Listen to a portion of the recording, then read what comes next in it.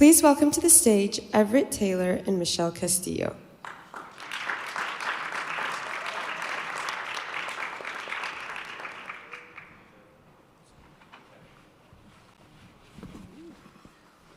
Good morning, everyone, and welcome to South by Southwest Day 4. I'm Michelle Castillo. I'm a senior reporter here at Cheddar, and we're going to talk all about funding dreams, finding dreams, and your life story, Everette. So thanks for joining me. Thank you. I'm excited. This is my first South by Southwest, so I'm like, leaning in. So, okay, let's start from the beginning. You grew up in Richmond, Virginia, and you were homeless as a teen, almost dropped out of high school. So these are a lot of setbacks that would have made people give up. What influential moment kept you going? There wasn't like one moment, but what I really think about during that time was, so I'm from Richmond, Virginia, South Side, which I'm very, very proud of.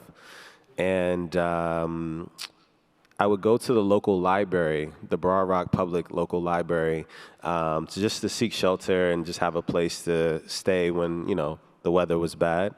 And I didn't really have access to computers like that growing up. And so the ability to like use the internet and all of those things, and it gave me the opportunity to explore like what's out there in the world. And so where I come from, for a lot of people, they think they only have a few options. Like one, like playing ball, hooping.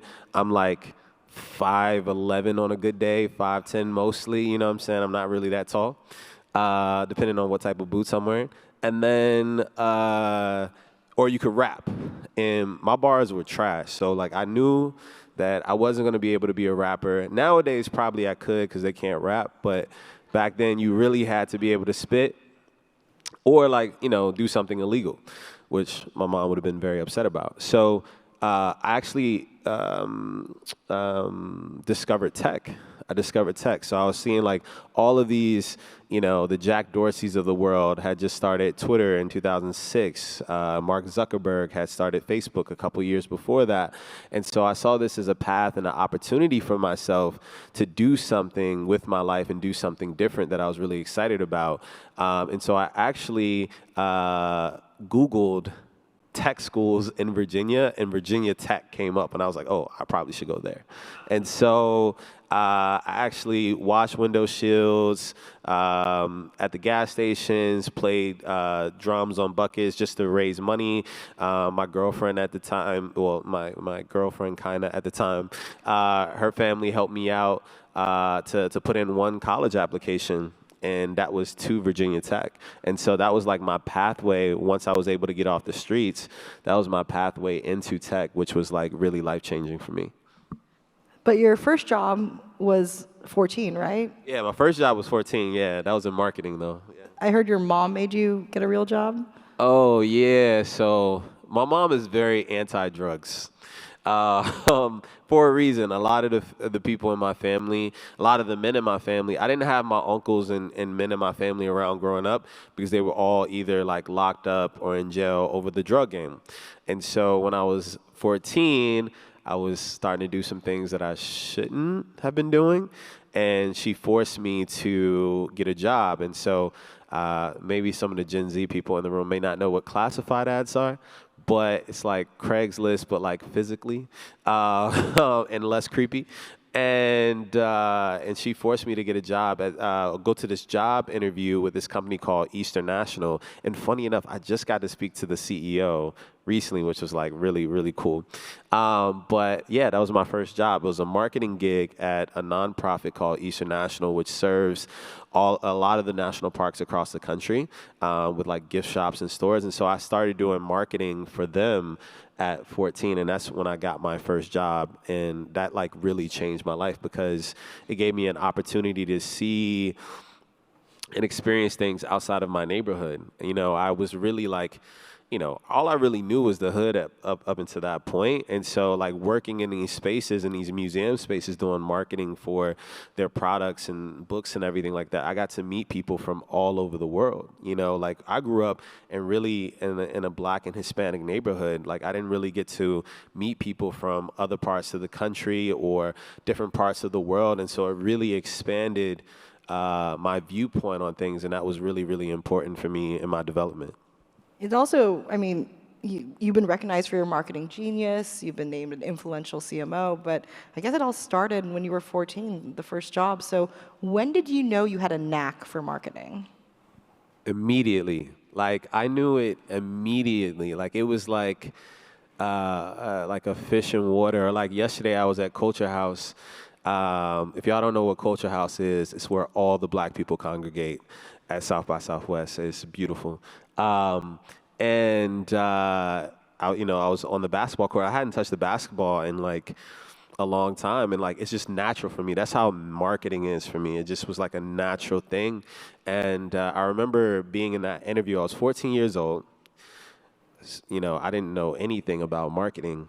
And the guy was interviewing me, and I didn't realize that I was answering questions about marketing, because to me, it was just like common sense stuff. Now, mind you, this was like a junior marketing associate making like $6 an hour. But it was just so natural for me. And even, I wasn't good in college. I'm a college dropout. But the one class I remember getting an A in was marketing.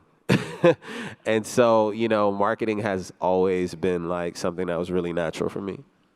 So we'll get to Kickstarter, but before you were the CMO of Artsy, you sit on the Chisenhale Council for Chisenhale Gallery. You're on the board for Art at a Time Like This. You oversaw Art Noir, which is a platform for black and brown artists to help them get funding. So what is it about art that drew you in? I want to make one distinction. I'm really good friends with the people over at Art Noir, incredible nonprofit supporting black artists. And I actually started a platform, ArtX, but I do support Art Noir, so I just want to make sure that they get their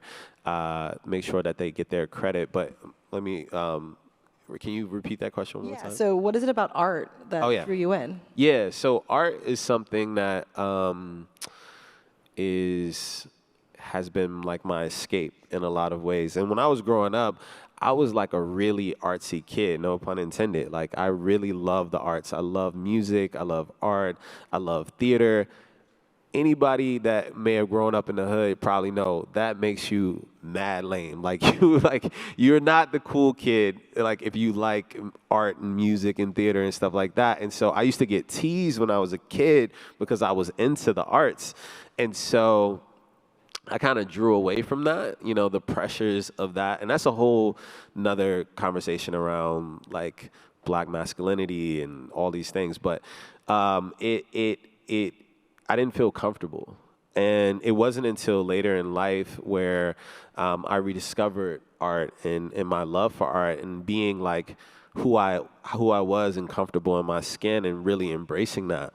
And also, for me, I'm naturally a person that looks at different industries and like I want to change them for the better. And so when I started to get to know the world of art, I realized there was a lot of inequities, especially for artists of color in the space. And so I just wanted to do more and impact it more. And that's what inspired me to start ArtX, which was formerly called Art Noir. And when I found out the nonprofit, I changed the name. So that's where you're probably confused about. I didn't want to step on their toes, but it made me want to have a bigger impact in the art world and really help so many artists. If you guys don't know, 99% of artists can't make a living wage. Like, it's a lot of artists that are struggling out there. So to be able to make an impact in that space and something that I really love and brought so much positivity to my life was super meaningful. Art is all about creating, and you've also created your own businesses. Your first business was 19. So tell me about that one and and selling it eventually and kind of what you learned from it. Yeah, I mean, I was 19. I just like to party, to be honest. So my first company was called Easy Events, and when I went to Virginia Tech, I started doing marketing with United Way, but I was like, man, this isn't enough money to try to send back home. So I started throwing parties. And it was just like a nice way to make money. But when I went to Virginia Tech, actually, my first major, I had a few.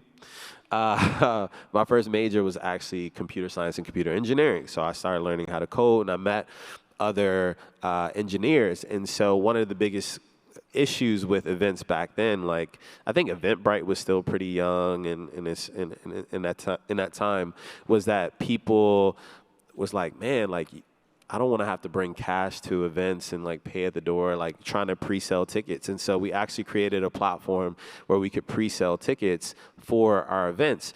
I didn't really think of this potentially being a SaaS company. I didn't know what that was. And so we just utilized this for our own events, and we actually had an investor from Roanoke, Virginia, see our platform and say, "Hey, I want to buy this." And so we sold it, which we thought was a lot of money. It was like 1.2 million. So we thought it was a lot of money, but in actuality, after taxes and capital gains and learning all of that, we did not make a lot of money. Like, I bought a Porsche, and then I was like, "Where's all my money?" So, but yeah, it was a valuable lesson because that company ended up getting flipped and resold for a lot more money, which inspired me to drop out of college for the last time and be like, I need to figure out what's going on in Silicon Valley. And I was just like, I need to see what's going on out there, because there's some knowledge that I don't know that's out there, and that's what inspired me to drop out of college for the last time. You also had 4 multi-million-dollar companies by the age of 30. Yeah. So where do you get the ideas from? Is it just inspiration from personal life? Like, it seems like the first one was just finding something you were passionate about and then finding a way to turn that into your business. Yeah, I mean, I would say $4 million companies, because the first one was definitely not a multi-million-dollar company, but, and I try to always be honest, especially in my story. But, you know, a lot of it just would come out of necessity. So the second one was growthhackers.com, which I co-founded with Sean Ellis. I don't know if you guys know who Sean Ellis is, but he's actually the father of growth hacking. He coined the term growth hacking. And so we co-founded growthhackers.com together. And so when we were building the company Qualaroo, I was the head of marketing over at Qualaroo, we realized, you know, when you have a SaaS software product for marketers and growth, to create community is super important. So that just came out of kind of a necessity in that sense. In the same way for my marketing firm, Millicent's, which is partially named after my mom, Millicent. I love you if you're watching this. And, you know, I was getting a lot of requests for consulting and marketing consulting, and like I was like, oh well, I need to like make an LLC, so I just did it, and then to be able to scale that, right? To scale that I'm only one person, and so that came out of necessity. And then Pop Social, the last of those, you know, a lot of people would ask me, like, how do I grow my social media following? How do I reach more people? And so we figured out a way to automate a lot of things to help companies and people grow on social media. So each and every company was like figuring out ways to solve a problem that I was seeing around me that was very simple, but also companies that I could start without any funding or venture capital or anything like that. Because what a lot of people probably know is venture capitalists want you to have like that unicorn, that $1 billion company, but you can also build these companies that like make 5 to 10 million in revenue and do really well and provide a great life for yourself. But a lot of venture capitalists aren't interested in investing in those companies. So you've called yourself an unorthodox CEO. You mentioned some of your side hustles. I didn't know you played drums on the Buckets. That's kind of amazing. And you've done brand partnerships. So why does this make you a stronger leader? I do feel like I'm an unorthodox CEO just because of my story, my background, everything that I've experienced. I think that is my strength. Like the things that I've seen in life. We talked about me being homeless before. Like the things that you experience being homeless, like that's just something you can't teach. And the ability to understand what it's like to literally have nothing, to literally being at the point where I don't have a care in the world. Like I feel so blessed. I've been in rooms with billionaires and I've been around people who have had nothing. I've been in rooms where I was the only black person, and I've been in places where like it was all black people. I've been in places where people didn't speak a lick of English. Like I've experienced so many different things, and it's added to this empathy and understanding of people, which I think is my superpower. And so for me, it's been beautiful to see that like my unorthodox kind of way of seeing the world and thinking about things has been embraced at Kickstarter and other places that I've went to in my career. And I feel really fortunate about that because there's not many, you probably can't name too many black CEOs at major tech companies, but there's so much black brilliance out there. And I hope that me blazing a path is going to open up a door for so many people. You guys got to stop hiring the same people over and over and over again. You got to give people an opportunity. And so I'm trying to show people that like you can have a high school degree. You can get it out of the mud and come from the hood. You can, be authentic to you, be authentically black, speak the way you want to, wear your hair the way you want to, put the drip on that you want to, wear a chain if you want to. Be yourself, because I remember when I was young, I saw 50 Cent. That's funny. I saw 50 Cent walk into a boardroom with a tank top on and some chains and a do-rag on and commanded the room, and that's because he brought value and he knew what he was doing. And when I saw that, I was like, oh, you could literally do whatever the hell you want if you are bringing value. And so that's what I focus on, is continue to bring value, coming from a different perspective, really seeing the world and understanding the importance of like diversity, inclusion, not just for doing the right thing, but because it actually impacts the bottom line too. Well, I'm glad you mentioned the CEO role because we can talk a little bit about Kickstarter, your latest job. So what is your focus as Kickstarter CEO? Where's the company going now?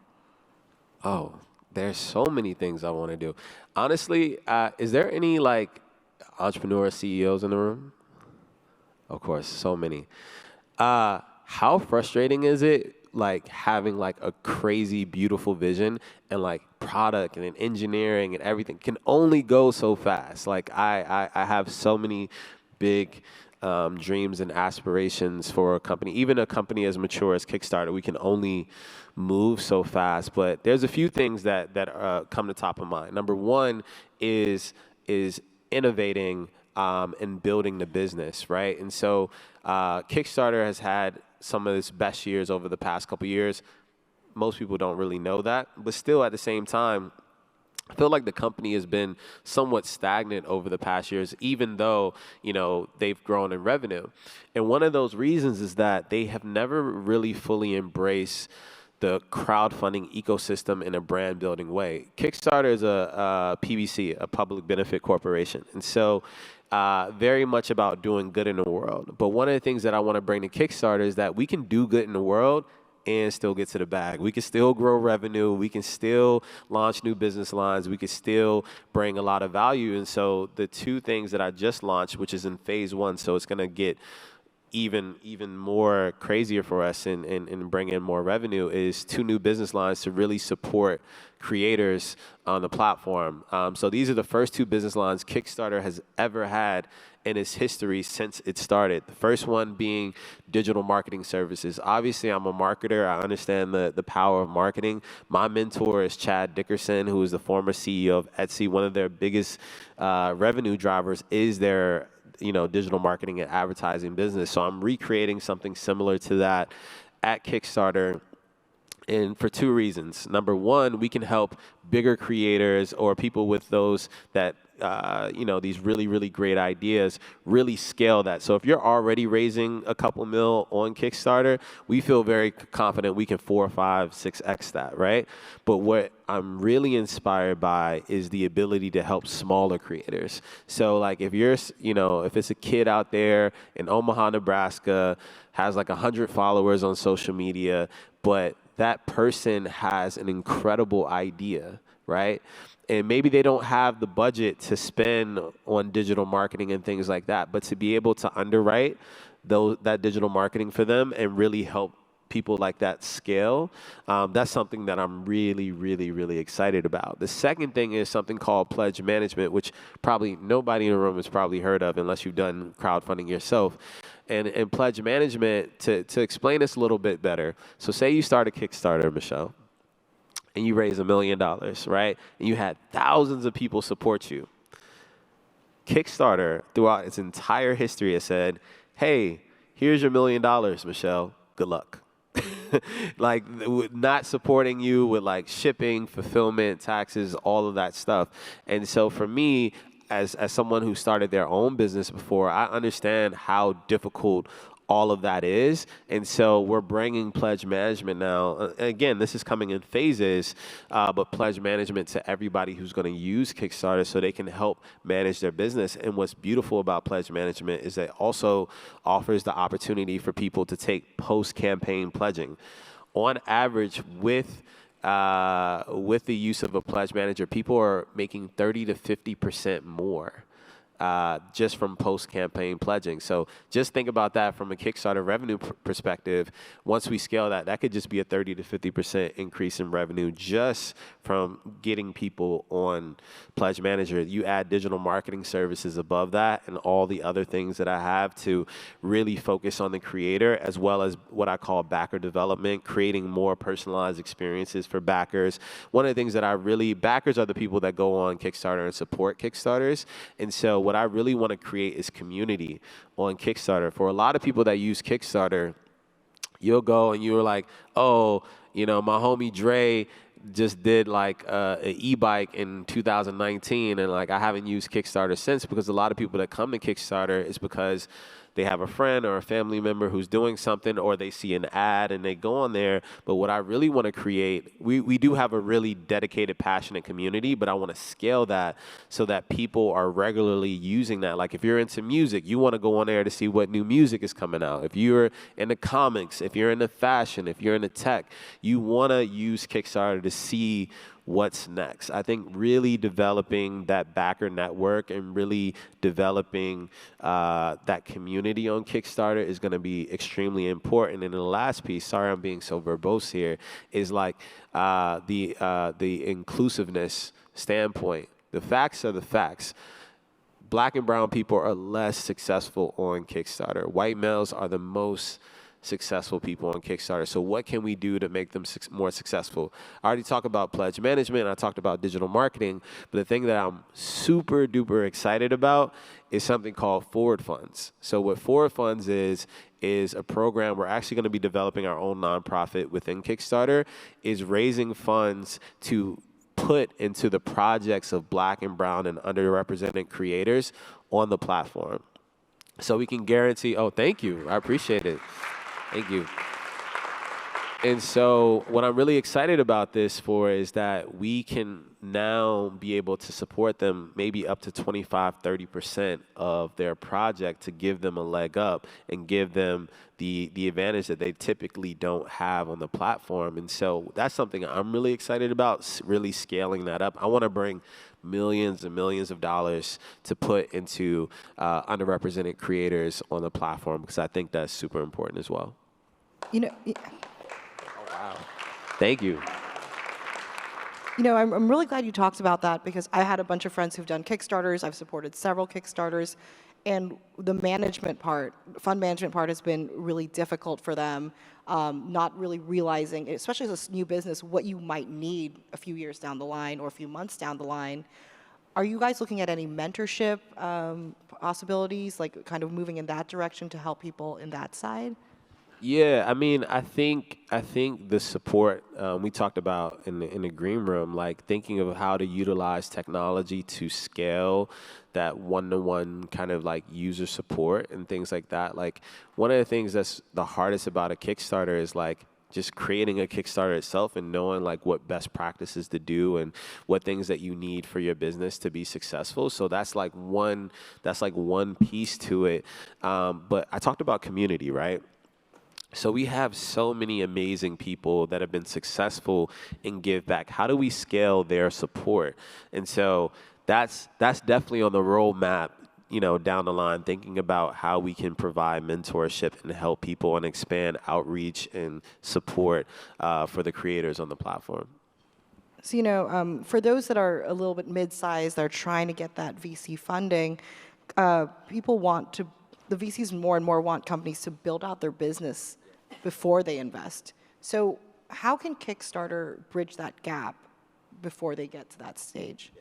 By the way, VCs, that is crazy. It's crazy sometimes, like the expectations that VCs have on founders. And a lot of times it's like, I know for my black founder friends, like we would see people, like we'll see a white guy with like a crazy idea and no product market fit and just an idea and raise like $30 million, $50 million, or whatever it is. Shout out Adam Newman. Like, it was just, you know what I mean? Like, we'll raise money on some BS, but like, like underrepresented founders is like, oh, you know, what are, you know, your profit margins? Have you scaled? Are you doing this? Are you doing that? And it's like, yo, it's not equal. So I just want to say that's some bullshit.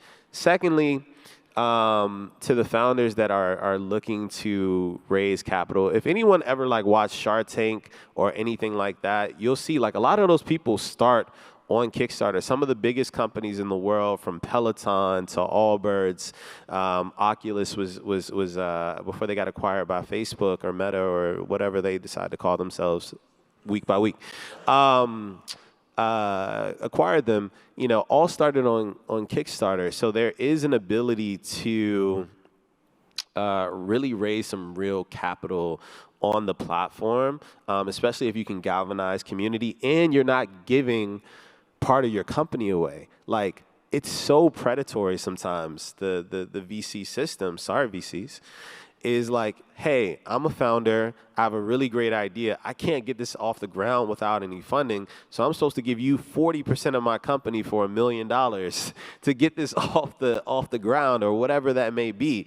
And so Kickstarter gives people an opportunity, if you have an idea, to be able to actually raise capital without, you know, giving away part of your business. It's just ego death. I talk about this all the time, the ego death. This is not charity.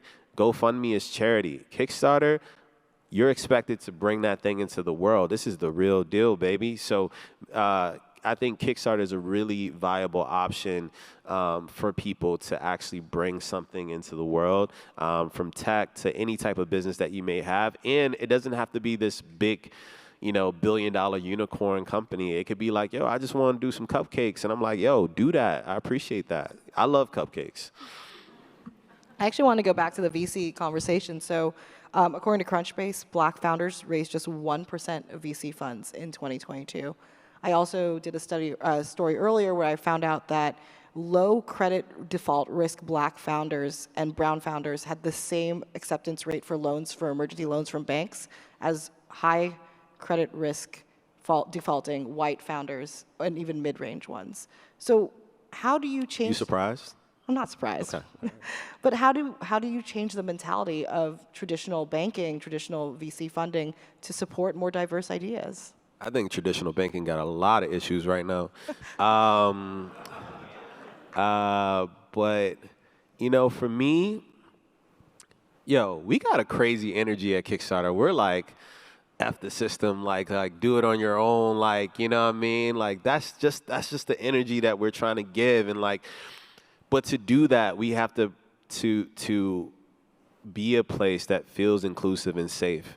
You know, like when a sister reaches out to me and says, I want to do a Kickstarter, I'm still not 1,000% confident. I'm like, you're going to have the best experience ever. I want to feel so confident about what we're doing that I know when, you know, underrepresented founder or person is coming to Kickstarter, that they're having the most inclusive, safe experiences they can possible. And most CEOs wouldn't admit that, right? But I know that we still have so much more room to grow in that way.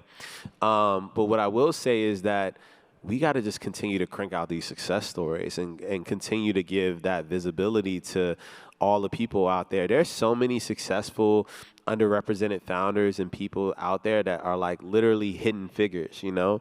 And so I think it's, you know, it's important for people like yourself and people in the media and journalism to really start to highlight these people and really change how people are seeing these underrepresented founders in the world. I don't know too much about banking, but I do know that Kickstarter is a place where underrepresented founders and people actually have a chance to make something a reality, whether they can't get the funding from investors, whether they can't get it from the banking system. So I'm focused on what we're doing here. So speaking of traditional banking, I mean, the conversation around Interactive this year was all about the collapse of SVB. Do startups really, should we just start not looking at the VC system, not looking at traditional banks? Should we start looking to fund ourselves? Like, how where should we go if the systems are failing right now? You know, it's so funny. I've seen a lot of people just like giving like wild advice over the past few days. I'm like, yo, this is toxic. Like, listen, it's a case by case basis. You know, like if you got an opportunity where you got like a unicorn potential company and like someone's trying to give you 100 million and they only want 5 to 10% of your company, I'm like, yo, take that bread, you know, and take some money off the top too. Get you a house, you know. I think if you have that opportunity, you can do that. That's not for everybody. You know, when you got a VC that's, you know, trying to take half of your company for like a seed round check, then maybe you should think about some other alternatives. You know, so really look at it from a case by case basis. One of the things I say all the time is like, I'm just trying to figure it out just like all of y'all. So I try to be very careful about the things that I say and the advice that I give or the points that I try to make, because everybody's situation is different. The person that's sitting next to you has a completely different situation than you do. And so trying to give like this advice as like this is the thing, no, I can't say that. But what I can say is like, don't play yourself and don't let anybody play you. And that's it. You know, another thing that's really top of mind is a lot of people are being laid off right now across the tech world. Do you think right now is a good time to start your own business since it's such a shaky time? Oh yes, come to Kickstarter, start a business. No, listen, number one is I tell everybody, never be dependent on one stream of income. Never. I don't even want that for the people that work for me. Like, you never know what's gonna happen. We're not laying anybody off, Kickstarter employees, don't worry. But that it's important. It's important. Like at the end of the day, like even a CEO here, my job isn't secure. Like CEOs get fired all the time. So it's really, really important to build a life for yourself that is more secure, and like, you know, being able to create side hustles for yourself or businesses on the side and things like that, I think is really, really feasible. And you can do that, honestly, off of really 10 to 15 hours of work a week. Like, you can really get a like nice little business for yourself. You don't have to overwork yourself. So always look for those opportunities. Like at Kickstarter, we actually encourage our employees to actually start their own Kickstarters and things like that, as long as it's not getting in the way of the work. And, you know, like, honestly, like, just get what you got to get done, right? So to me, don't go out and quit your job tomorrow that's, you know, paying, you know, your benefits and paying your bills, but look at opportunities for yourself to add new streams of income. And the last piece that I would say is, if you hate your job right now, I don't care about what's going on in the economy right now and everything like that. If you wake up every day hating what you do, yo, you got to make a plan ASAP. If you hate what you do, life is too short. Like, do something that you're passionate about. Do something that you love. Do something that's impactful. You know, at the end of the day, that's what truly, truly matters. And so for the people that are in that position, I 1,000% say you should start your own company. But make sure you're secure first, because I don't want y'all going on Twitter saying, Everett told me to quit my job and now I can't pay my rent. I'm not saying that. I'm just saying, like, be methodical about it and be smart about it. Thank you. So I want to ask, I mean, we've been talking a lot of lessons for entrepreneurs here, but I had a few questions for you. So when we spoke earlier, you told me, actually, a lot of people taught us in our careers that we need to make more money, get a fancier title, but those things don't truly bring you happiness. So what would you say your passion is, and how to, like, do you have any advice for people who maybe hate their job, but just don't know what they want to do next and how to find their passion? Yeah, I'm going to be completely honest with y'all. Like, coming from where I come from the gutter. Like, to me, the first part of my career, I was like, yo, cash. I want money. Like, that was it. Like, I just wanted to take care of myself and take care of my family. And so the fastest path to getting a higher title or more money was like, that was what I was all about. And that's why I elevated so quickly in my career. And I'm fortunate for that. I had a lot of lucky breaks in that case. But what I will say is that, after a while you're working and you're making money and things like that, and you realize that you're not happy. I was looking around and I was like, man, I'm lonely.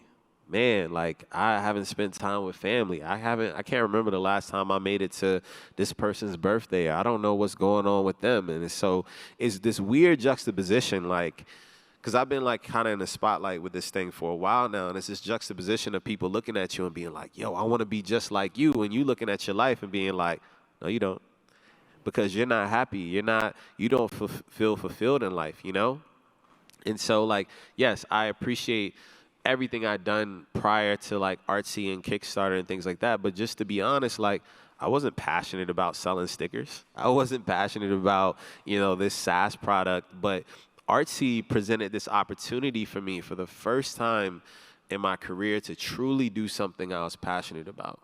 Like, to do something that I woke up every single day and felt like, man, like this is my life mission, like to help people. So when I think about the things that really motivate me and push me, it's like this ability to drive impact. A lot of people obsess over legacy this, legacy that.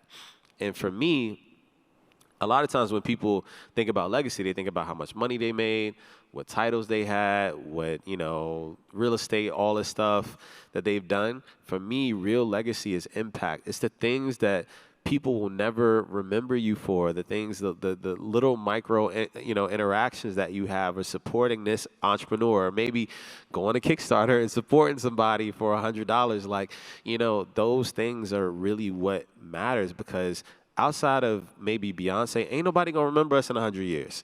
So, it's just really important to really make an impact in your life. In your life, and Kickstarter, it feels like this full culmination of all of that, right? Like this. Yes, I got the opportunity to elevate in my career, like to go from CMO to CEO is super rare. So I really appreciate that. But it wasn't just about that. It was the fact that I can impact millions of people a year and help people literally make their dreams come into reality. Like, I can help people like myself that don't have those resources. And so, to me, I feel super aligned. This is the happiest I've been in my entire life, literally. And it shows in the work, too. So when you asked, there's a lot of founders out there and there's a lot of CEOs out there, I figured this question would be for them. How do you convince employees to support your vision, especially when your companies were small at the start? Like, how do you get people on board behind the way you want the company to run? Just be human,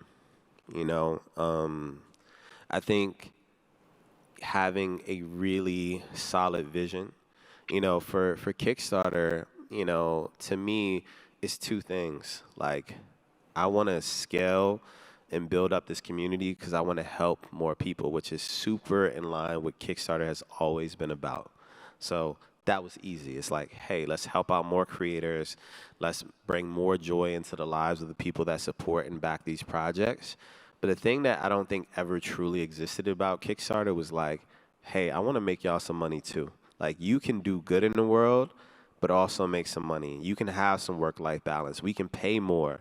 We can give you a 4-day work week so you have work-life balance. We can bring the benefits of that so you can not only make an impact, but also enjoy your life. And so that's kind of my vision there. And I think people there have gotten really aligned with that by like, hey, if we make this company more successful, like, if we pay 60th percentile in tech, right?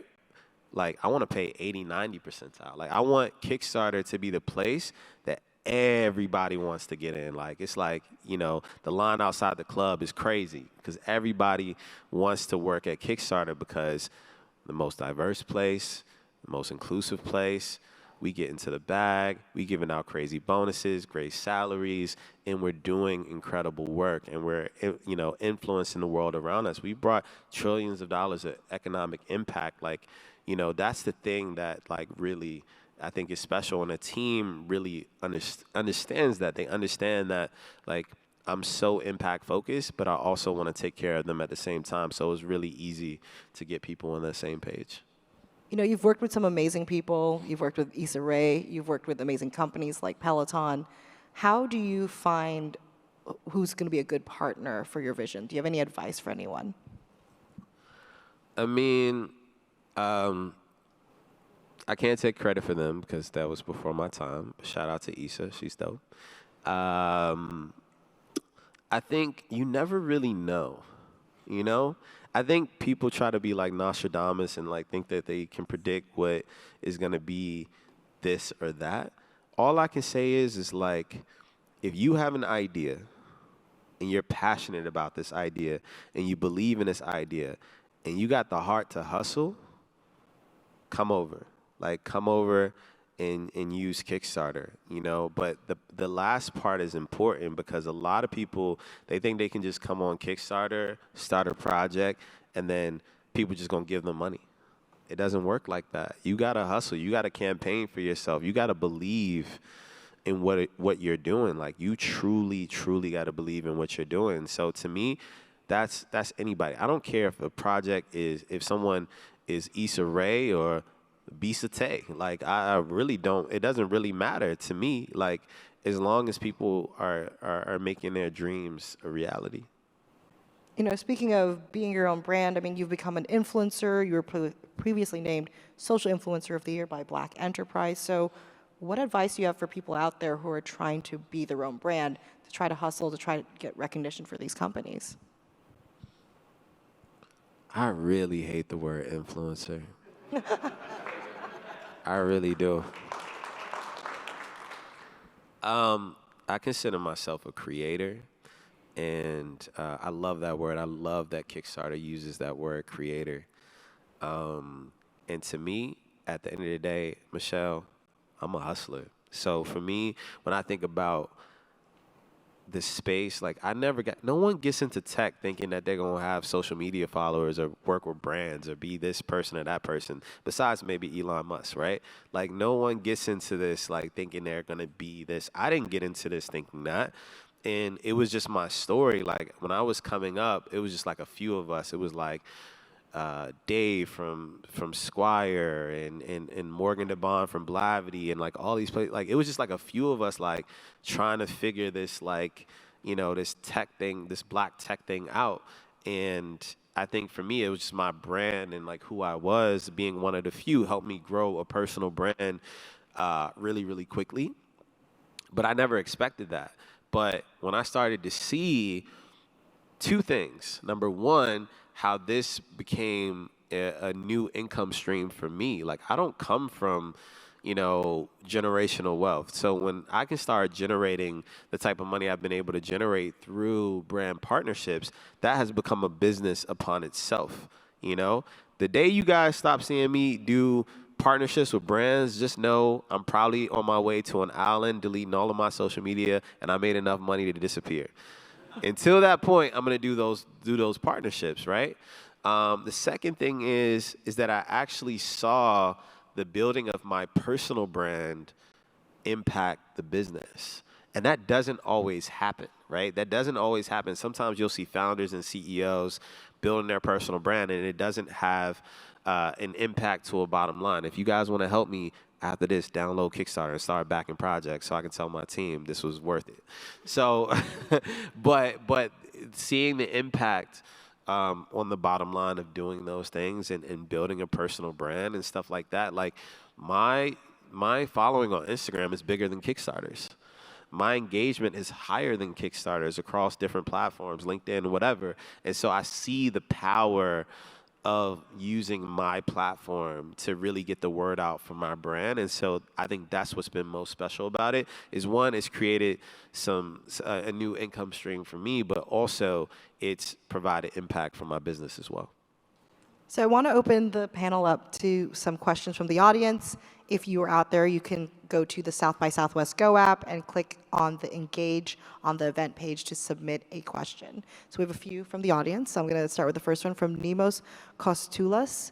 Can you talk more about subscription-based creator platforms and how you expect such platforms to grow over the coming years? He's pointing out Patreon, Cameo, Substack. Yo, you know what? Recently, I was like, is Cameo doing well? I heard Cameo's killing it. I don't know if that's true, but I heard it's killing it. I thought that shit was silly when I first saw it, but like, obviously, they're doing something right.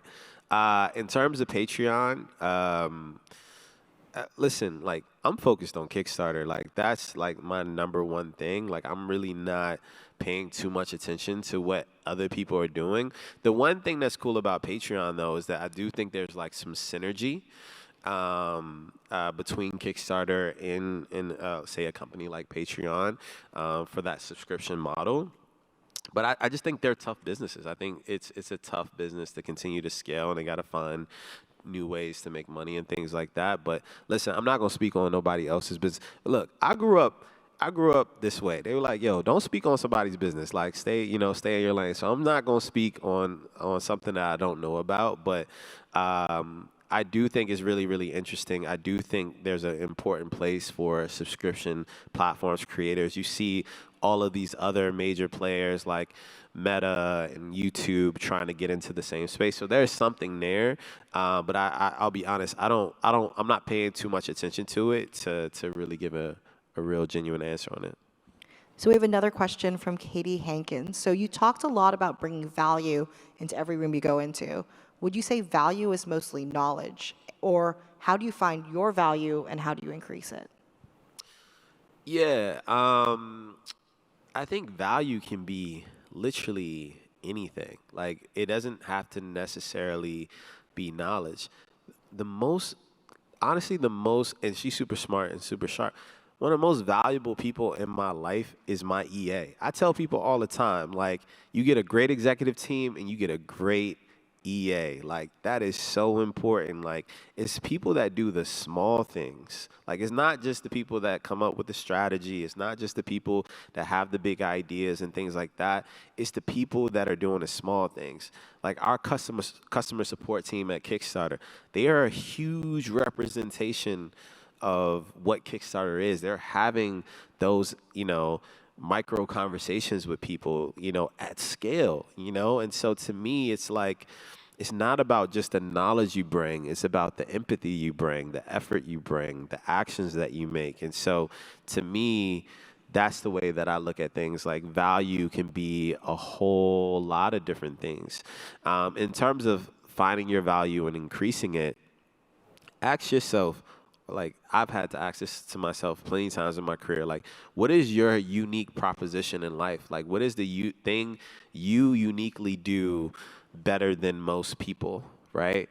And like find that and expand that and grow that and make sure that other people know that value. Like consistently look at the value that you bring and figure out ways you can plug in. And when you start to bring value to other people, they'll bring value to you. Like I truly, genuinely believe in like that karmic energy. We have another question from Anna Dienger. Is there a trend for successful projects on Kickstarter? So any criteria that the successful ones have all in common and any other trends you're seeing at the moment? Yeah, I mean, the biggest thing that I see with like successful projects on Kickstarter is people that like have a well thought out plan and strategy. And number two is like a hustler, like the people that like already said like, hey, I've already collected emails.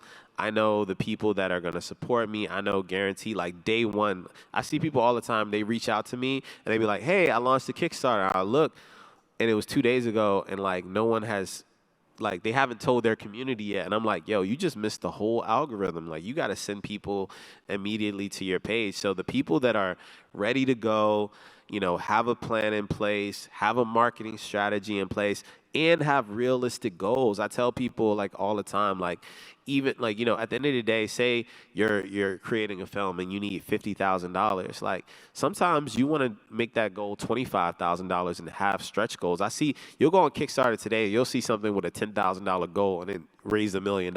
So like being realistic about your goals, because we all are an all or nothing platform, but also having a real strategy in place, and then also rewards. Like rewards is a big piece. We're reward-based crowdfunding, so having like really interesting rewards that people are interested in is always great as well.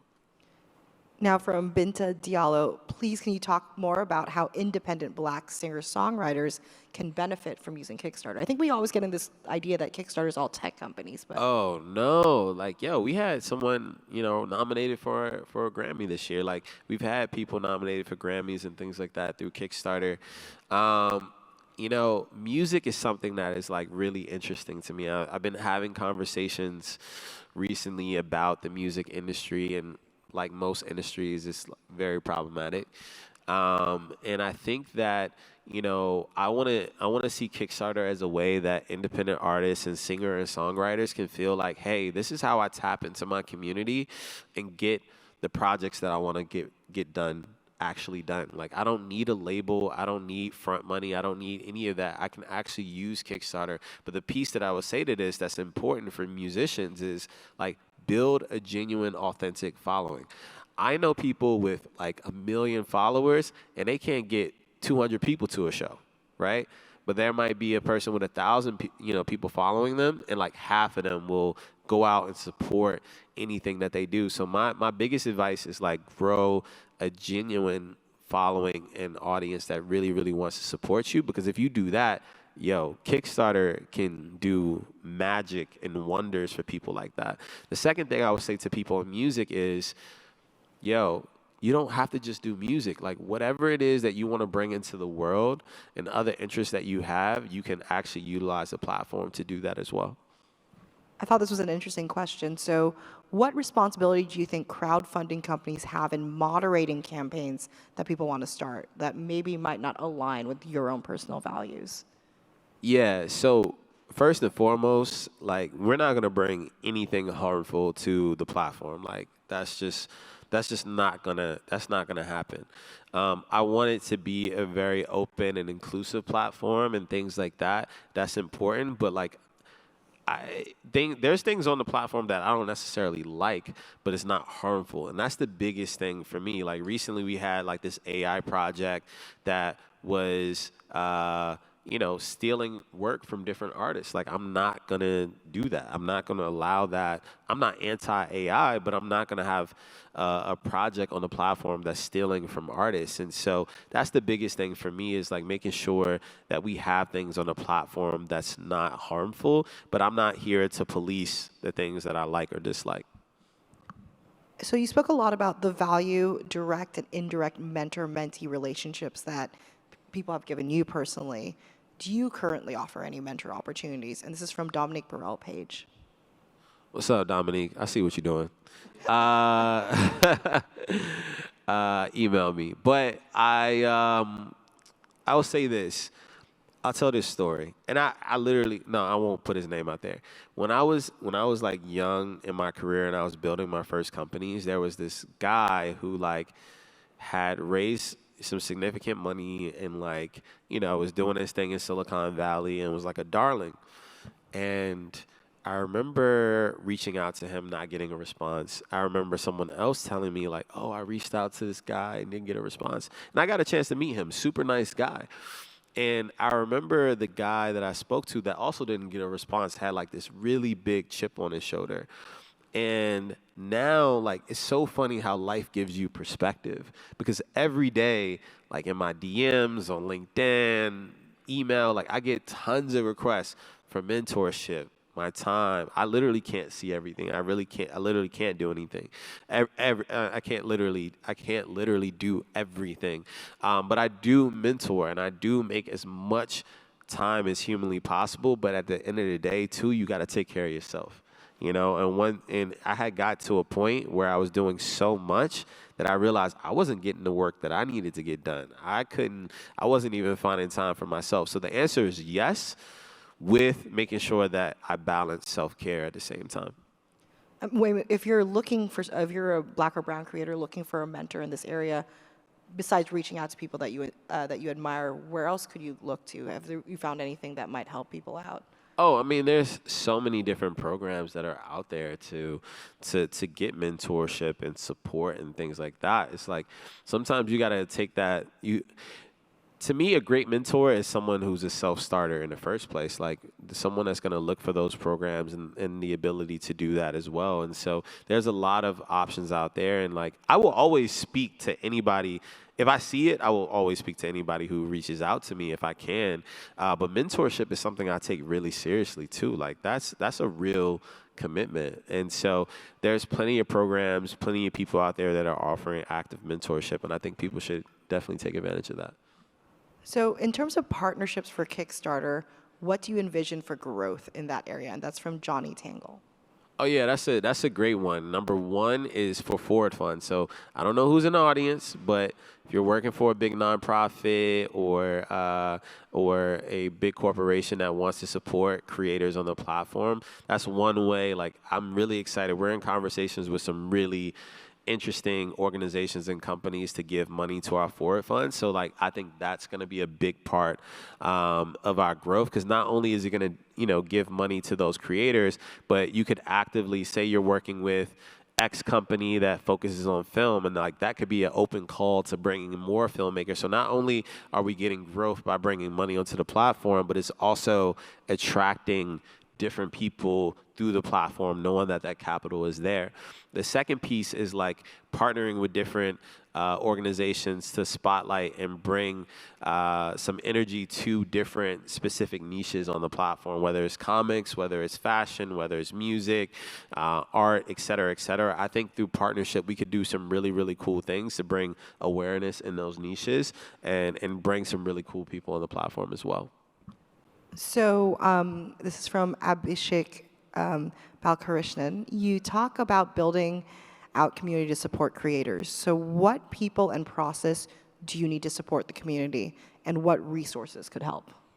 Yeah, I think the biggest thing, what I'm trying to wrestle with is how do we scale the one-on-one support for creators when they're actually creating a project? Like, if someone's coming to, a lot of people come to Kickstarter and they have no idea what they're doing, right? And some people, like, they may not feel like they want to reach out to support. So that's why, like, the AI thing is interesting to me. Like, if you have AI there that's literally walking through with you, that you can ask questions and is giving you best practices through your support, I mean, as you're building your project, is super important. The pledge manager, super important, helping you on the business side of things.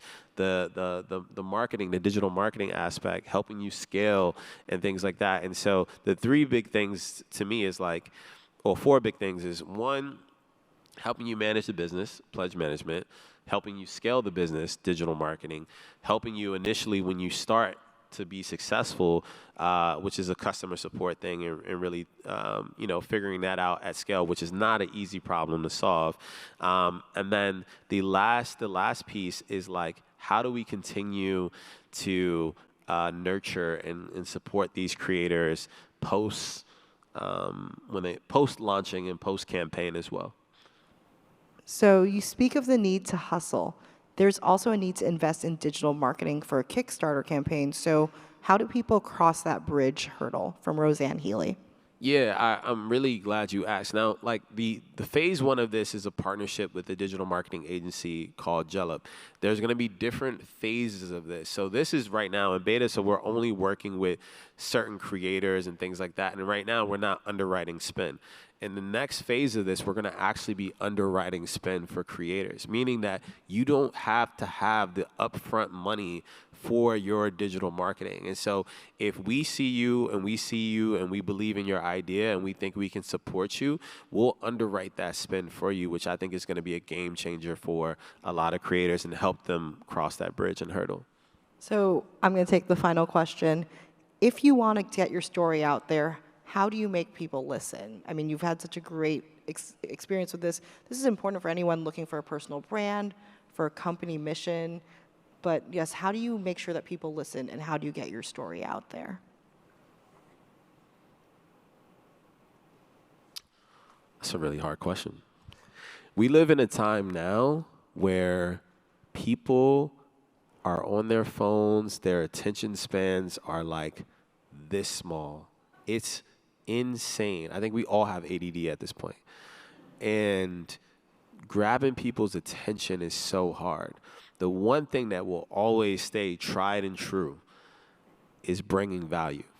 If you can figure out a way to bring value to an audience, you will always be able to get people's attention.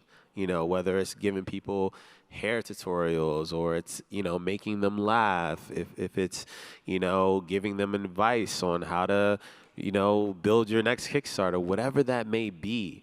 If you're providing value, there's always going to be an audience. Well, thanks so much for joining us today. Thank you, Michelle. Thank you, everybody, for being here. I appreciate it. Everyone enjoy your South by Southwest and stay hydrated.